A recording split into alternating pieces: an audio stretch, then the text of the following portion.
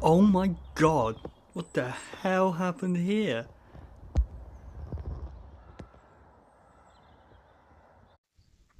Where am I going? Some of these tiny Cornish villages are so hard to find my way around. Um, I think it's around here. Buildings in there, but I don't know how to get in there with a car. I'm very lost and confused. So, turns out I was in a completely wrong place. Now going down some strange back road, and I think it's up here. So, should lead us this place? Yes. Gates. Yes. Found it!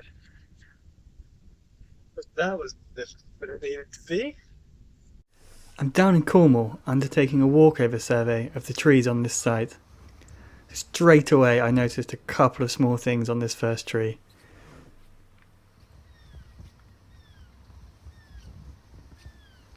The roots look like they are constrained and potentially girdling the base of this tree. This can lead to basal decay or reductions in stability. Then, in the canopy, there's a small crossing and rubbing branch. It's pretty minor, to be honest. So I really like this tree. Juniper Blue Star. The foliage is really interesting to look at.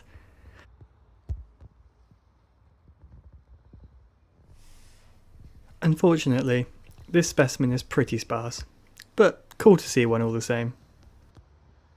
The main tree at this property was a London plane, Platanus hispanica.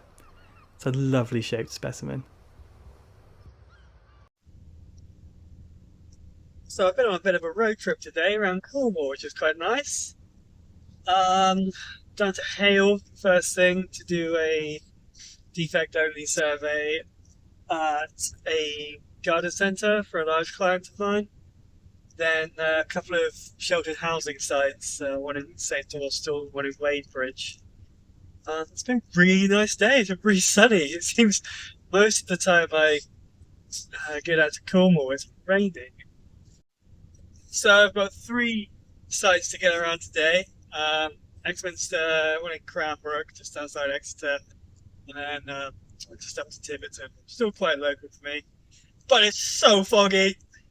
So this is going to be interesting. Um, Maybe we have to pull off because visibility is not good enough, but I guess we'll find out. This is really cool. These black laces on this trunk are called rhizomorphs, and they belong to the Armillaria species of fungus, commonly known as honey fungus. The fungus spreads by growing through the soil using these rhizomorphs until it finds something to colonise. Both creepy and really impressive.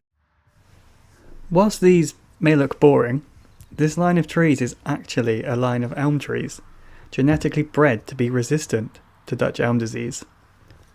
For those that don't know, Dutch elm disease is a fungal disease that destroyed millions of trees in the 60s and 70s, and is why you rarely find mature elm trees anymore.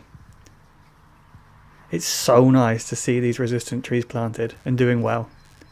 Hopefully I can visit again one day when they're mature, and hopefully it's not so foggy.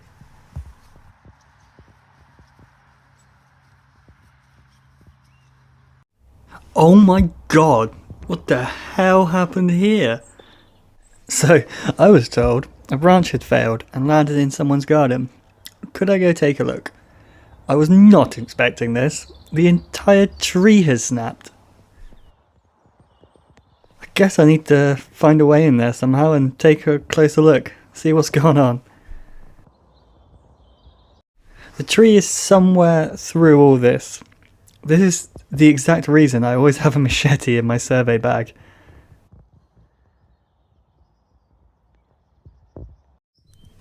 So I managed to find my way through eventually.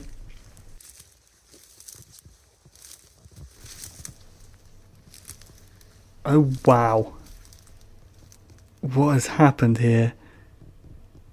I wonder what caused this.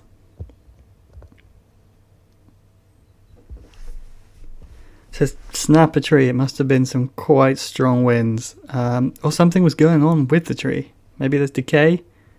Let's see what we can find.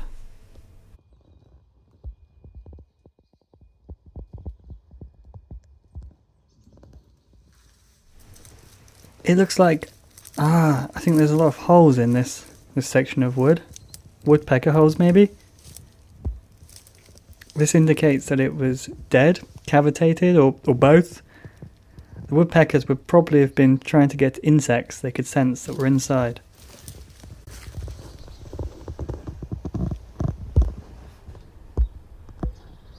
That's such a sizable piece of timber to have snapped.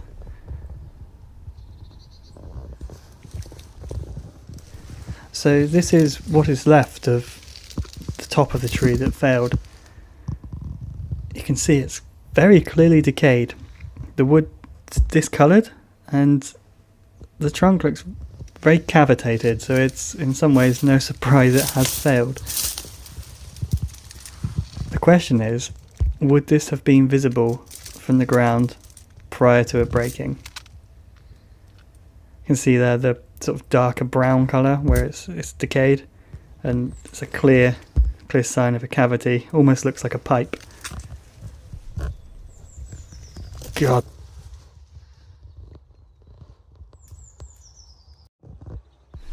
God, these people were so lucky.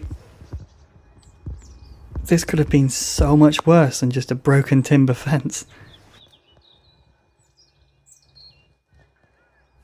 So this final site was really nice. I was asked to inspect this large mature turkey oak, Quercus cerus. The residents were concerned about its size, but largely about it apparently bleeding from high up in the trunk.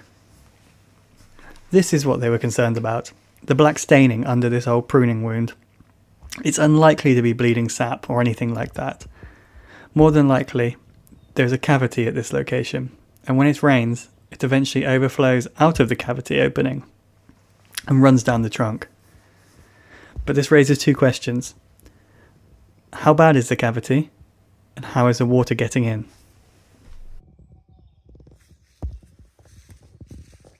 A couple of meters above this cavity, I noticed an old pruning wound. The two could be connected by an internal column of decay, which would explain how the water got in. Definitely going to be a climate inspection job.